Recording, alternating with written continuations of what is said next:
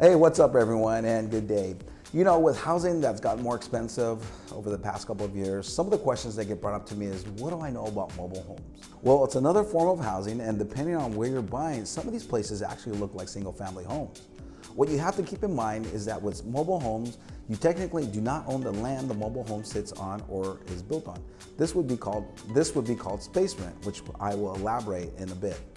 Mobile homes are located in pockets throughout the city, and in most cases, these properties will not have front or backyards. There are those minor exceptions where one may have one or both, and most of the mobile homes will have carports versus garages.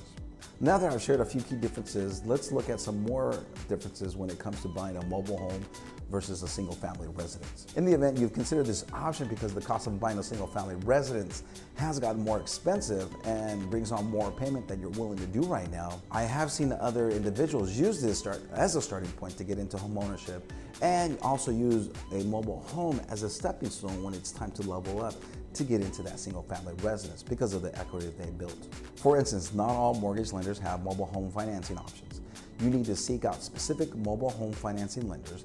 The process of getting a mobile home will be very similar to the process of applying for a single family residence. The financing terms on average are about 20 years, and usually about 5% down payment is required on average as well.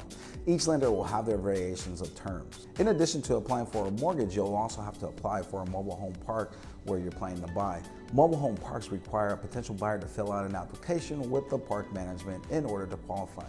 The reason being is that you're essentially leasing the land or a space where the mobile home resides, which is your space rent. This space rent is an additional payment on top of the mortgage payment that you'll have on the mobile home, which is why you would need to get approved with the park management. The process requires similar aspects of when you applied for your mortgage. You have to fill out an application, which usually has an application fee. This is for reassurance for the park management that you will be able to afford not only the mortgage, but also the space rent. A space rent could also include utilities and other common use facilities.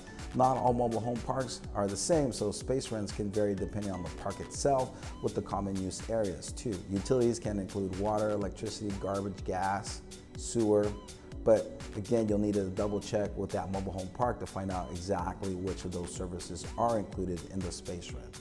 Let's take a look at this mobile home park here in Vallejo, California that actually has a property that just came up available for sale. I'll provide those details in a bit, but here are some of the common areas available for the residents. This particular park has a clubhouse for entertaining needs, along with the laundry services for those that may be without washer and dryer. In addition, you can see that the park also has swimming pool area for its residents. Touring this park, I found 4 parking areas for guest parking, one being here at the front of the park and the other 3 located around the park. There is also a playground near the second biggest parking space for guest parking. Here are the other parking areas for the guest parking. Depending on the mobile home park, some are age restricted, but the majority are not. If you thought about buying a mobile home, before you even make an offer, you're going to want to get approved with the park management first. Again, the park management wants to make sure you can afford not only the mortgage, but also the space rent. So essentially, you'll be writing 2 checks every month, one that goes to the mortgage of the mobile home and the other for the space rent. The benefit of getting a park approval prior to offer submission is that you do not have to wait on knowing whether the park approves your application, even though you may have already gotten word that the seller intends to accept your offer. So let's talk about this property that I mentioned that came onto the market here in the Vallejo Mobile Estates, which is located at 338 San Marcos Drive. It's a 2-bedroom, 2-bath that has approximately 1,100 square feet of livable space. The property was built in 1978. And reading the public remarks, it looks like it has newer flooring, windows, and appliances. If you would like to find out more about this specific property, have any additional questions, or would like to find out about other additional mobile homes that are available for sale, feel free to comment down below, or you can message me directly.